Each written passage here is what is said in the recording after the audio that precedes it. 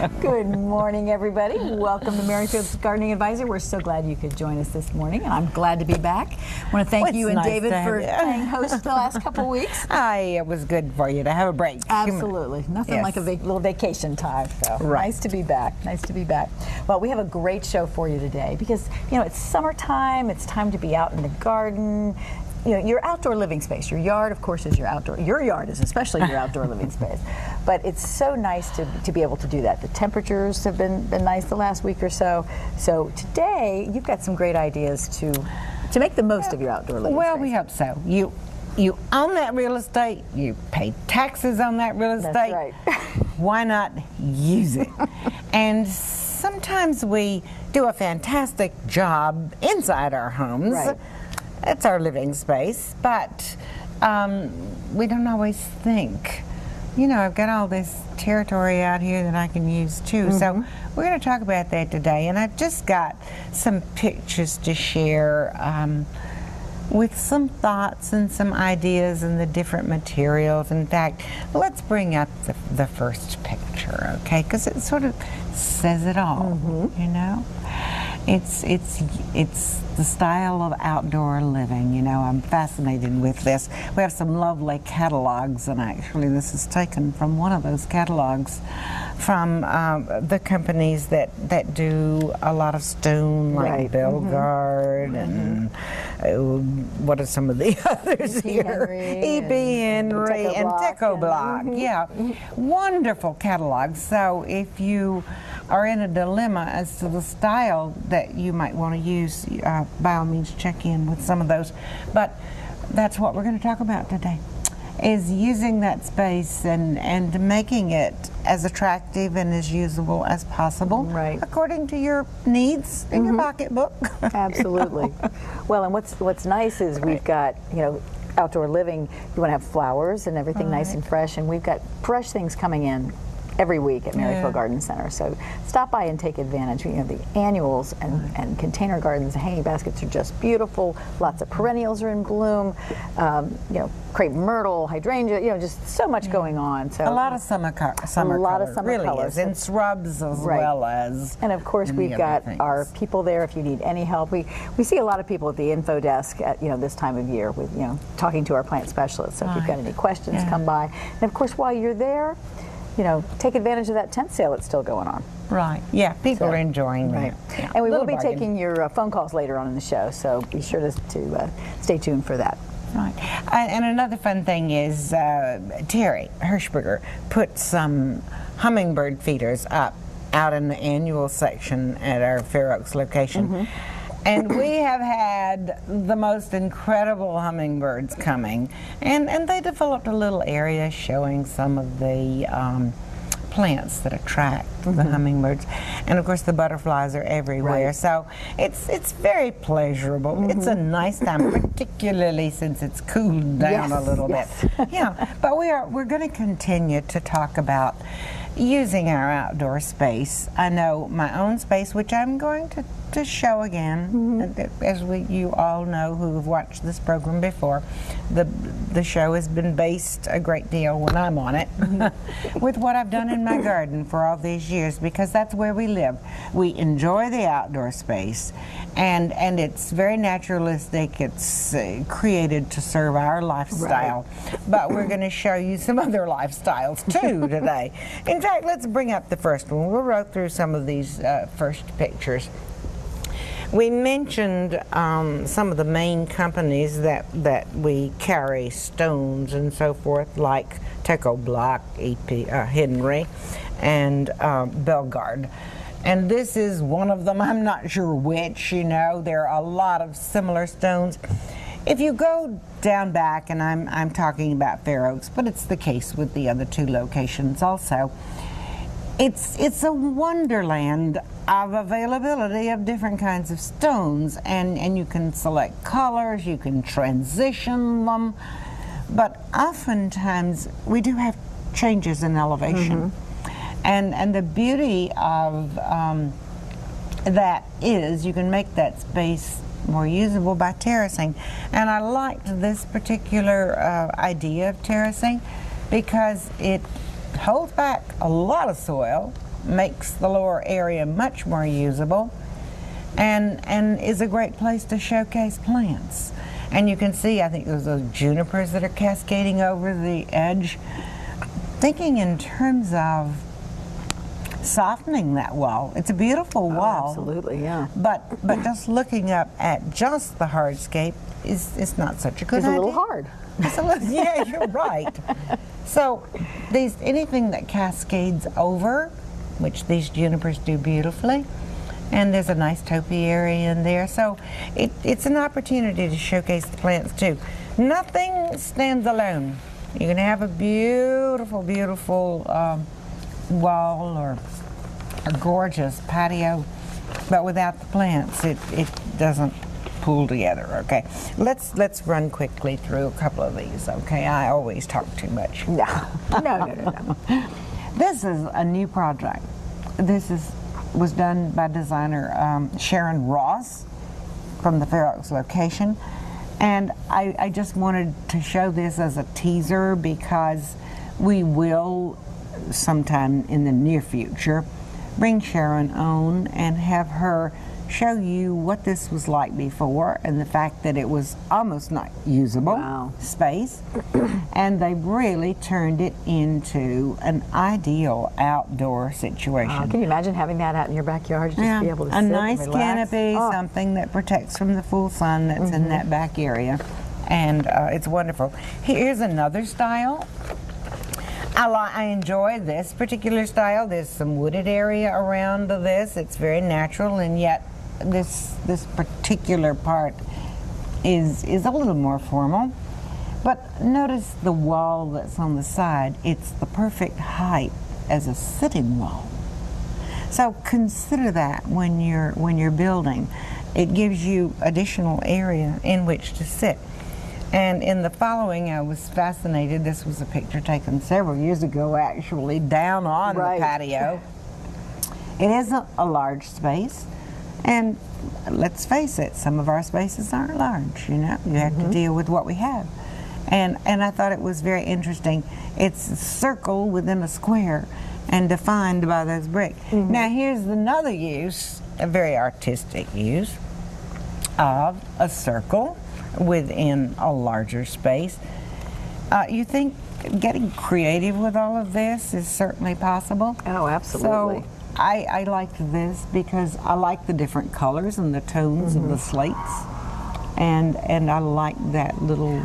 It's something you don't think about a lot, doing those accents like that within the stone. It's fun. Idea. So hopefully some of these pictures will give you an idea of upgrading or improving or beginning outdoor living. Right. That's what it's all about. You can get out there and use it and enjoy it, you know. Absolutely. All right, we're going to take a quick break and come back with more ideas to make the most of your outdoor living space.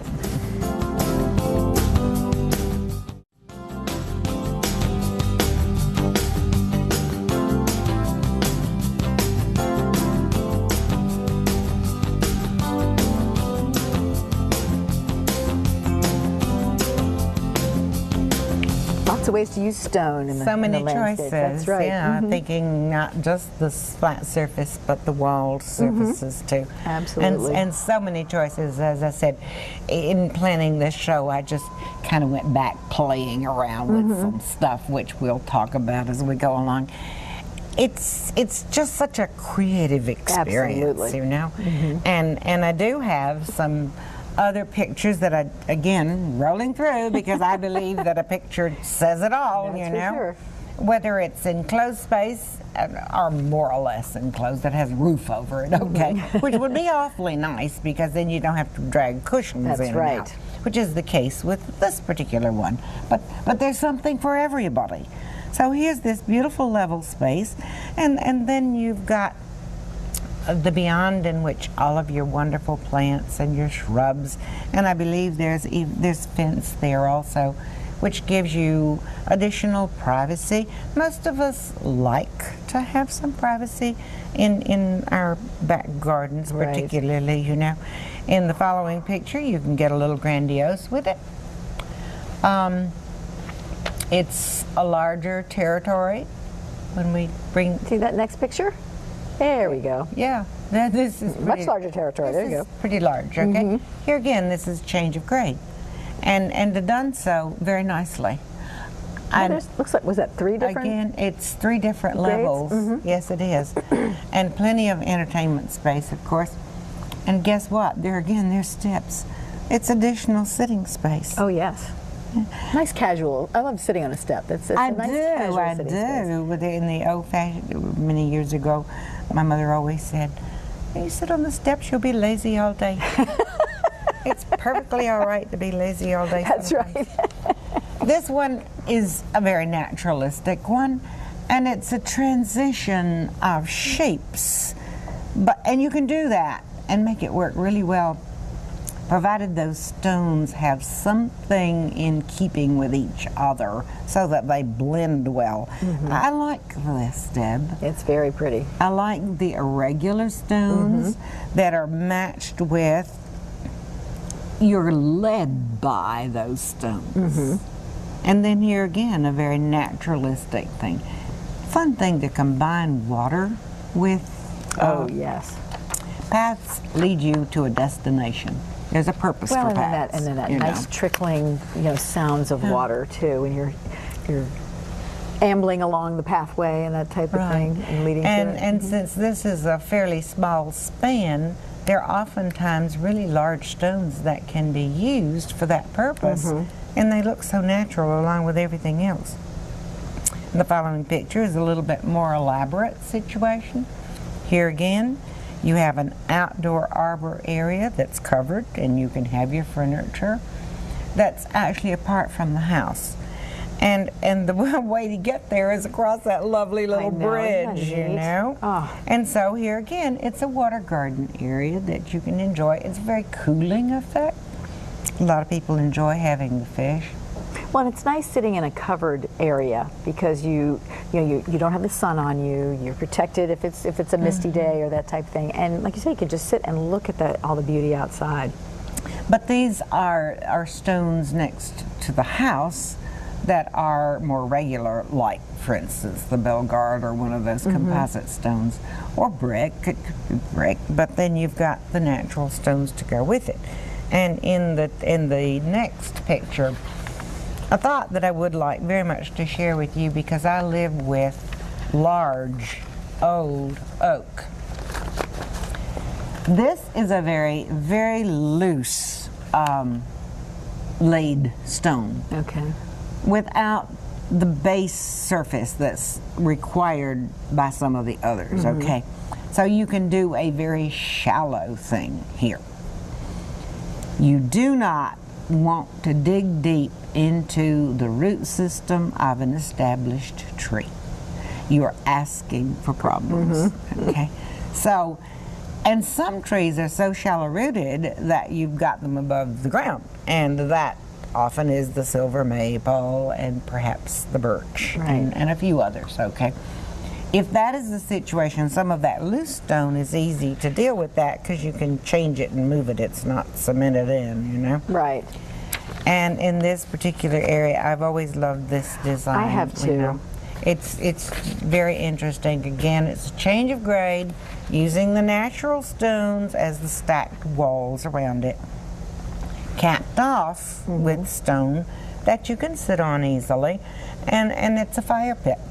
Well, there's so many different things you can do with that patio, entertaining-wise. Really? You can be a little bit, up on the upper area, you can be a little bit more formal. You can sit, like you say, sit on the stone next to the fire pit and just be more casual. Right, and in a way of thinking, if a fire pit isn't your thing, that would be a good place for a water feature. One of those disappearing fountains, you know. But here again, think in terms of the fact that these things don't stand alone.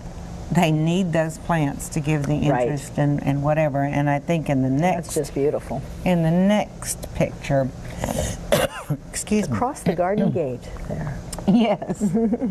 This again is the casual, larger stepping stones that are edged with the looser stones. The one thing you do need to be cautious about when you're creating these paths is to be sure there are no trippers. To be sure that those stones are easy to walk on and That's a good point. No tripping, you Very know, good it's point, got yep. to be easy to traverse. So, we're going to leave that one We there. are going to leave this. We're going to take a break, and when we come back, Peggy's going to go over into our little virtual garden so she can really show you some fine-tuning things on these pictures. So we'll be right back.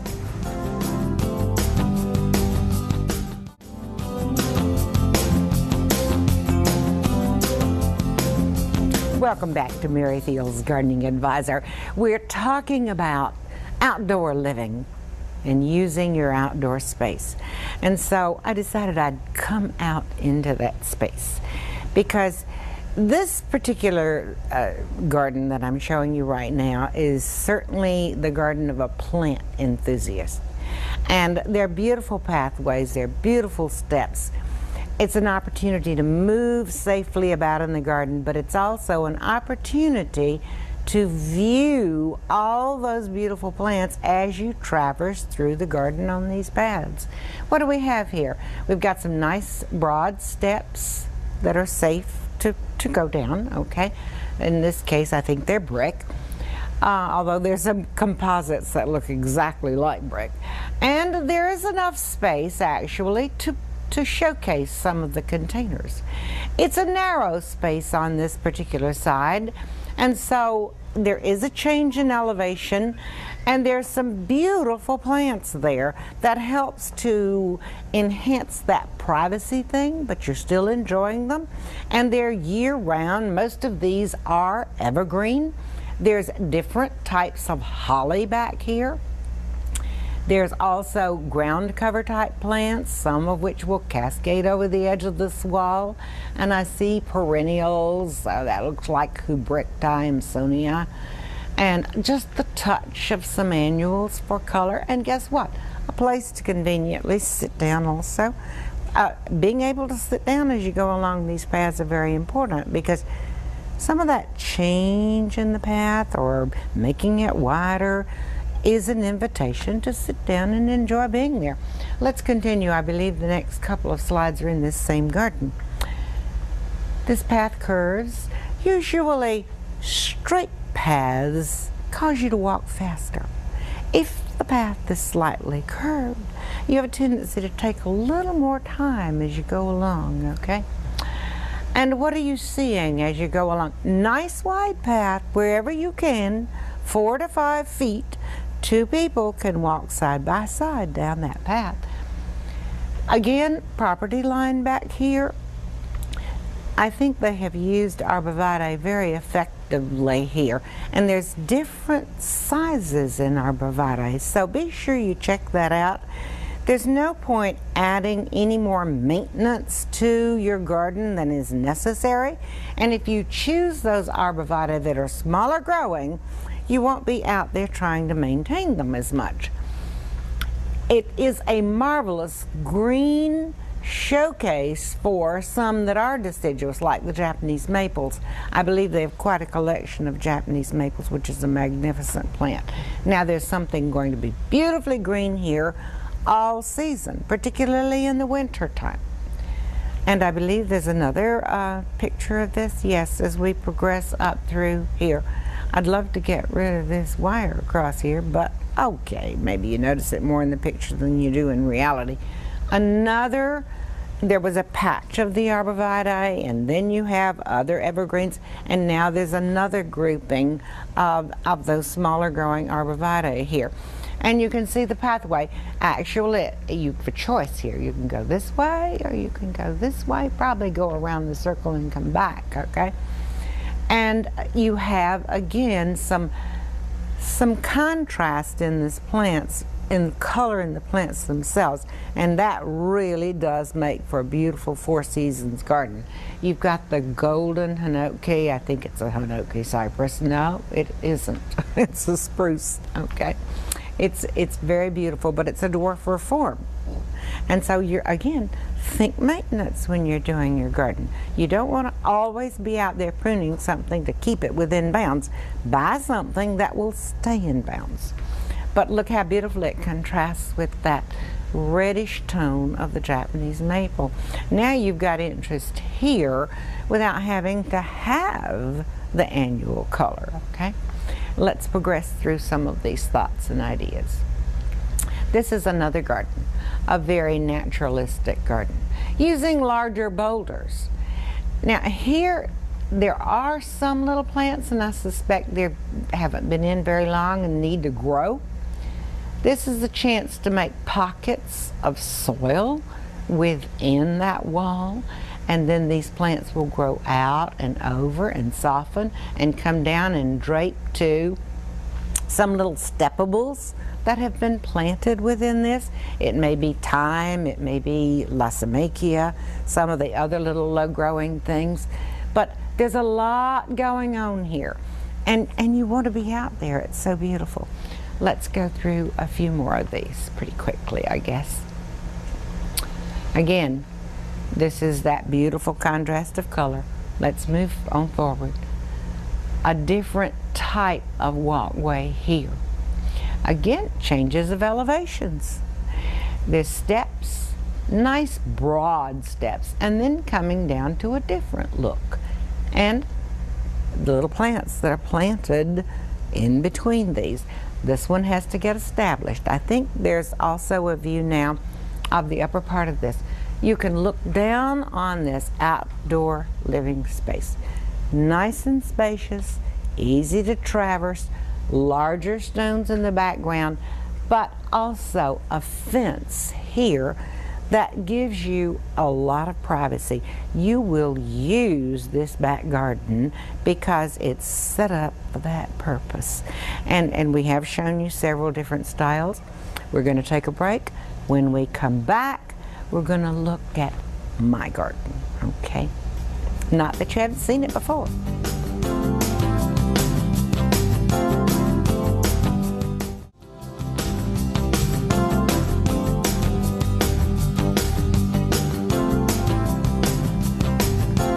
It's a good idea to have a plan.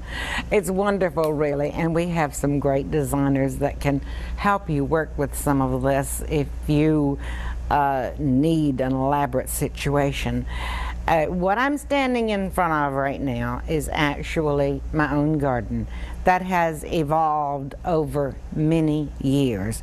It has grown according to our needs. We had 4 wonderful children, grew up here, and as their needs changed, the gardens changed.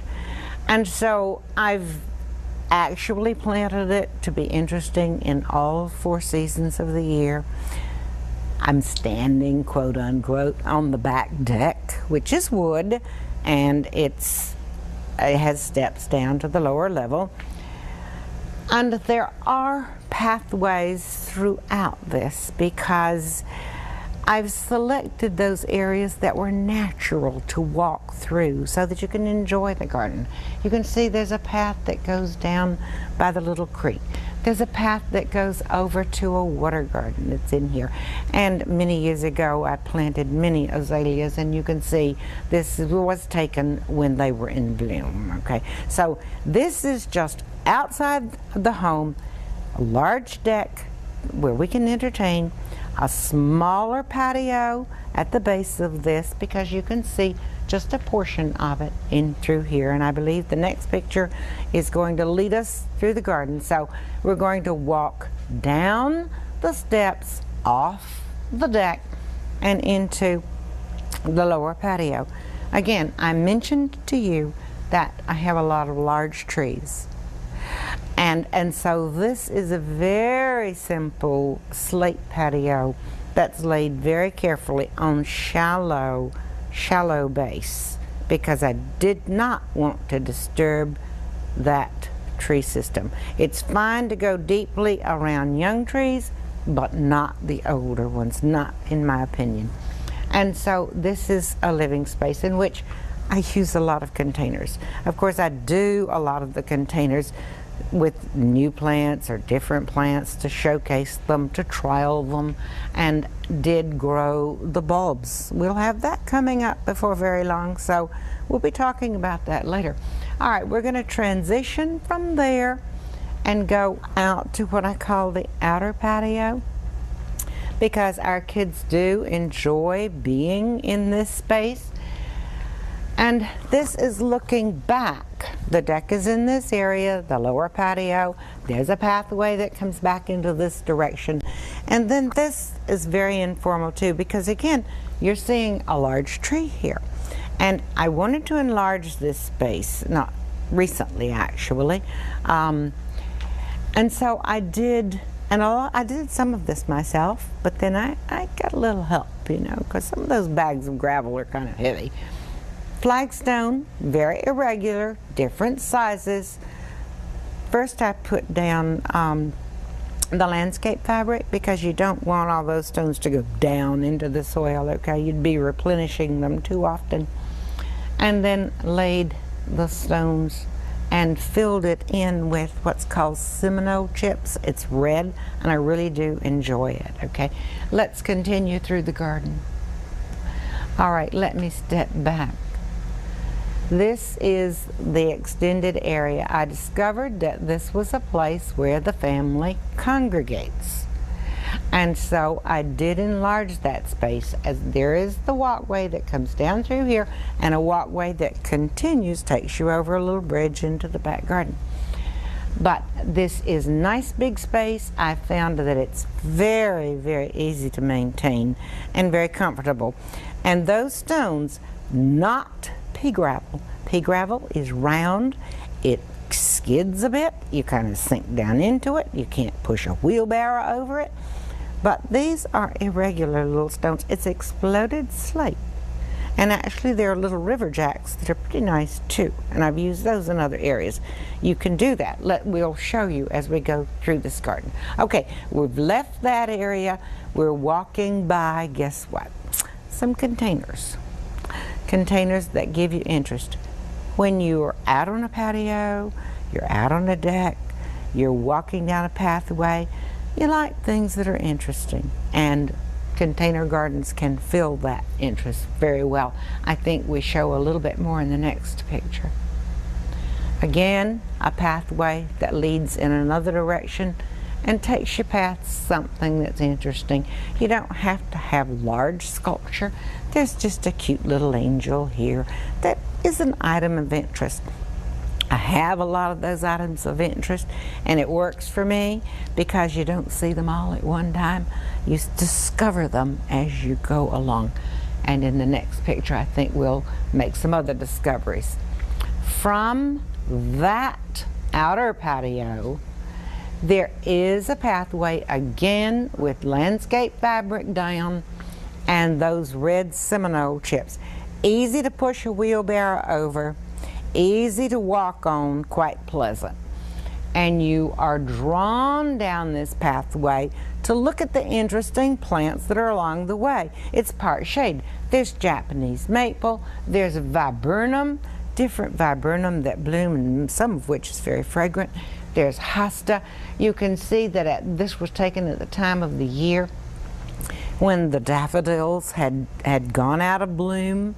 So you've got that year-round kind of thing going on here, and it's fun to walk down this path at any time. I've used boxwood very extensively throughout my garden. Boxwood don't have to be used in a formal situation. They can fit into this incredibly informal area also. All right, that path leads down into a larger area. Again, that could be a gathering place. There's sitting areas back here too. And again, a statue, the Blessed Mother is here. You can sit down, it's quiet, you can reflect, you can read a good book. It's pleasant to be out there, you know. This is Nandina, which grows in the shade. Autolucan laurel, which grows in the shade. Fun things as you pass through. And we're going to go up this way and see what else is down this path. You know, that's part of the fun. We've come from this area where we just were, back here, progressing up through. I've used plants to enhance this space. This is a dwarf mondo grass here. It tells you you've left one space and you're going to another. And you've transitioned to a different kind of stone here also. You've gone from the loose red stone, and now you're going to the irregular stones that are placed here.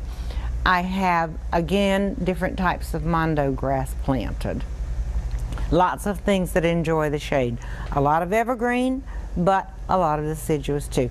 Now, we're continuing down that path. The irregular stones, lovely, wonderful, upright boxwood. There's so many different boxwood now. Absolutely beautiful. A lovely stone bench that you can sit on here. But you are also pulled forward to what is beyond. When you're walking down these paths, you want to say, well, what am I going to see next? And what you are seeing as you pass through here is one of the disappearing fountains. And as you progress past that, you are going to come upon a lovely little piece of statuary that is backed by an upright boxwood. And so those paths serve many purposes, one of which is to show you the beauty of the garden, to slow you down, to get you to stop and smell the roses. We'll be back in just a moment. Deb, you got something to say? I do have something to say. We're going to be taking your phone calls when we come back, so give us a call, 703-387-1046. If you've got any questions, if you just want to say hi, we'll talk to you soon.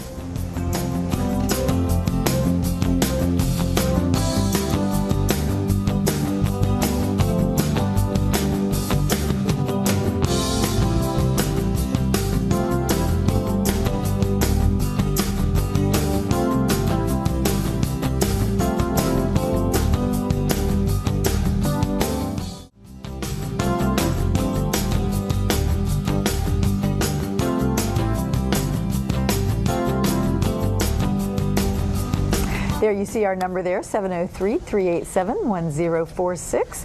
If you have any questions, please give us a call. And we've got our first caller on the line. Ready for our first caller? Ready. Susan, who's calling from Fairfax Station. Hi, Susan. Hi, how are you? Good, how are you? I'm fine. I have a question. A friend gave me a hydrangea. I've always loved them. I've never tried to grow one. And I put it in my backyard. It's between two turtle heads I bought at Merrifield, and it looks like the leaves have little holes in them. It's just not, it's not dead, but it's still green, but it's really not doing anything. Well, when did you put it in? Ooh. Recently? I mean, this spring? This spring, yes. Yeah. Maybe, I don't know, a month ago or so. It takes a little time for plants to get established, and I know it's disappointing when sometimes you think it isn't doing anything, you know. But it actually is. It's getting its root system in and adjusted. You're not going to get a whole lot out of it this year, but you will next year, you know. I don't know what kind of hydrangea it is, but are there blooms on it right now? No, there were. I had it in the house. She gave it to me like a house plant gift to plant later, and so when the blooms started dying off, I planted it outside. It's below my deck, so it gets probably some afternoon shade. Sun. I get most of my sun in the afternoon in the back. Okay, and that's a hot spot for it. But anyway, what it would really like is morning sun and afternoon shade, okay? But I too have some where it gets afternoon sun.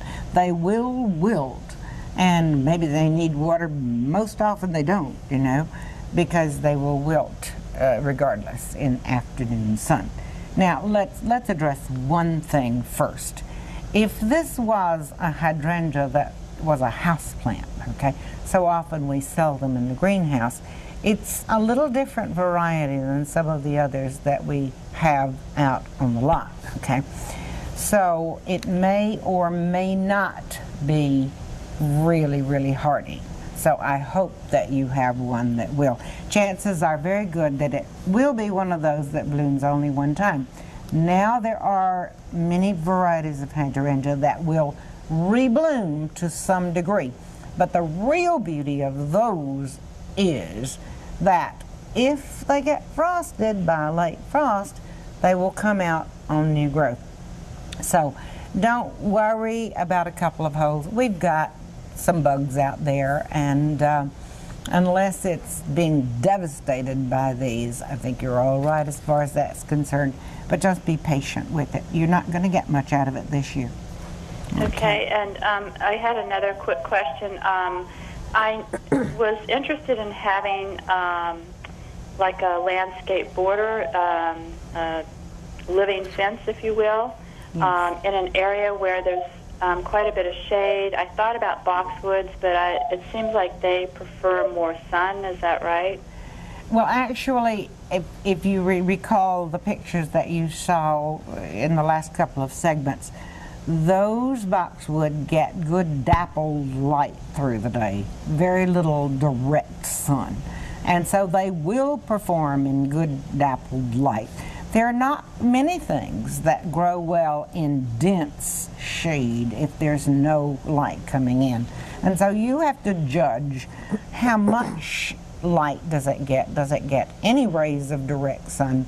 And there are a lot of some of the arborvitaes will do well, some of the laurels will do well, the boxwood, and you may want a combination of plants. That way, if you have a whole line of one of the same kind of plant and one does die, you've got a gap, okay?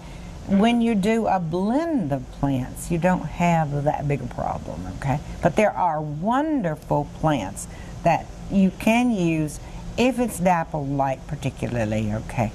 Again, you're more limited. You may have to go with the fence with a few things in front of it if you've got deep shade. Susan, thanks so much for your call. Thank you. That was helpful. Take care. Okay, let's see. Our next caller is Robert, who's calling from Washington, D.C. Hi, Robert. Good morning. Robert, you there? Hello? I think we lost Robert. Okay. What? Let's Hello? Hello? Is this Sherry? Hello, this is Robert. Oh, hi, Robert. You're back. Great. How are you today? I'm good. How are you? Good, thanks. What's your Okay, question? I'm to be able to talk to you. It's been a couple of years without the service. I planted some gladiolas in the spring, and they did very well, and they came up, and they were pretty. But they lasted 4 days. I'm like, what did I do wrong? That was a lot of work for just a 4-day presentation. So is that the normal? No, that isn't normal. They don't have a really long period of bloom. They're one of those plants you have to enjoy while they're out there. But 4 days is a little bit short, okay? Oh, okay. It wasn't hot. I don't know what I did wrong. Yeah, I don't think you did anything wrong, you know. We had an awful lot of rain. Maybe the rain damaged the blossoms or some such thing. But it's only for a week. Yes, Okay. You know, you have to realize that some of those things are for short periods of time, and just drag up a chair in front of them and enjoy them and say bye-bye. Take some pictures and carry on. Move on. Okay, thank you very much. Absolutely. Thanks, Robert. Have a great weekend. Okay, let's see. Sherry's calling from Woodbridge. Hi, Sherry. Hello. Good morning. How are you? I'm good, and you? Good, thanks. Okay, my question is about, we're thinking about building a casual patio in our backyard, Yes. and there's a large tree. Some of the roots may be intruding, you know, over that area. Right. But Peg said something about not to disturb those roots, so would it Right. affect it? Because we're not going to be digging down that deep. Well, I said don't disturb those roots, and if you can see surface roots, I just for fun sort of brought along and to warn you some sand and so forth with some loose stones in it here just in front of me. You might think in terms rather than a solid patio, which as those roots continue to grow will lift. Oh. But to do something that's more casual, for instance, I just for fun threw some of these loose things in here. This is on a base of sand, okay? And if you can do flagstone, well, you can do brick too, for Yeah, that we were matter. going to do brick or something and, you know, lay down the, what you call it, a shallow base. yeah. Shallow base, and tuck your brick into it. Then you still have movement going on here. It's not so solid. Right. But if one of those roots does lift some of that, you can go back in and lift it up. Cutting those roots is not a good idea. Oh. Okay. Okay. Yeah. And digging them out is not a good idea unless you plan to give up that tree. No, it's the only big tree back there. Yeah. So hopefully, you know, think about it. Now, I have this suggestion for you also. Take a picture of the area. Yeah, and bring it in. And bring it in and let us talk to you about it, because it's much easier to evaluate perhaps what you should do. Right, in which in direction. The beginning instead of the end. Yes. Okay. You'll be happier with it in the long run. Great. Okay. Thank you very much, and have a good day. Thanks, you too. Thanks for the call. We'll take a quick break. We'll come back with more of your phone calls.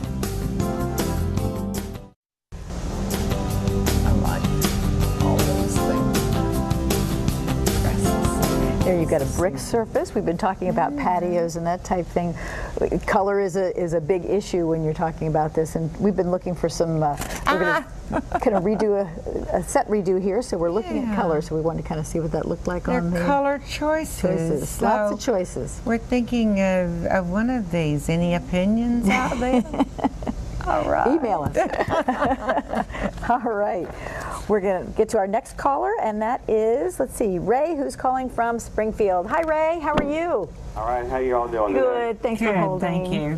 What can we do for you? Early spring, maybe middle April, we put some weed killer down on our lawn. Yes. And we were told at one time that we had to do it a couple of times during the season, and it was like the weeds are coming back up. We got clovers, some yellow things growing, and some crabgrass again. What's the best way to handle that? Ray, let's back up for a moment. What kind of weed killer? Was it an organic weed killer or otherwise? Well, we got it from a nursery nearby. I can't remember the name of it. Well, let's leave that situation for just a moment. Actually, the very best thing for you to do is to go by and talk to them at the information area. Treating your weeds in the heat of summer and putting down that sort of thing can be sometimes more detrimental than good, okay? Because it can harm the grass, okay? It's in a struggle right now because we had wonderful rains and now we have a bit of a dry period. Hopefully that's going to get broken this afternoon. But I think it's much better for you to go in and talk to them about it. Clover is a perennial weed, number one, and a little more difficult to address than some of the annual weeds. And there are definitely weed killers, both organic and chemical, but you have to be careful because seeding in the fall is the ideal time, okay? You want to do your seeding and your fertilizing in the fall, and if you put some of these things down too late, you won't be able to overseed.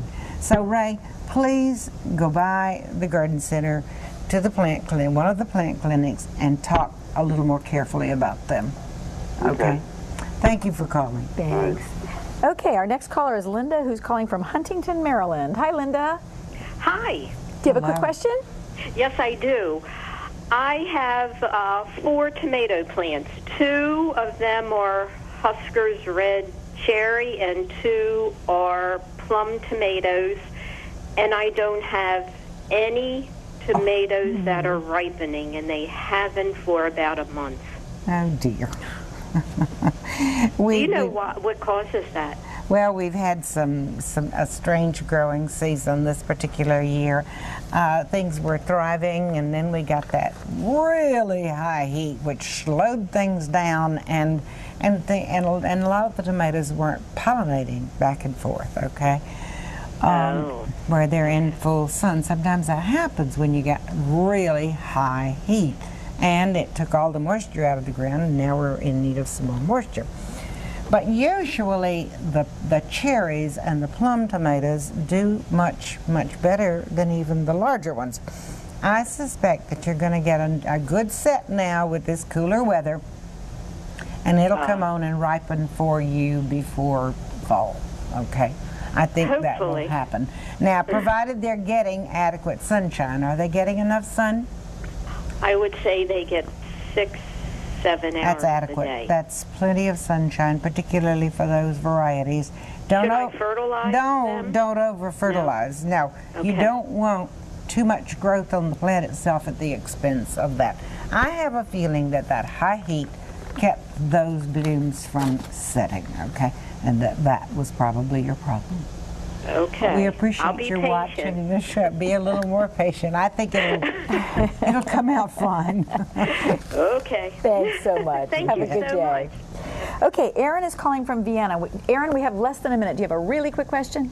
Sure. I have a question. I live in a townhouse, and I have a nice stone patio underneath our deck, and it's surrounded by a fence. And I was curious about whether it'd be a good place to put a vertical garden. I'm a little concerned about the maintenance of the vertical garden and whether it would ruin my fence in the long run. Okay. Really quick. Totally depends upon what you select. The vertical gardens are gorgeous, and in small spaces they're wonderful. They don't have to be high maintenance. Come in and talk to us, All okay? right. Thanks so much for watching. Next week we'll be talking about the August garden. So have a great week, and we'll see you next time. Bye-bye.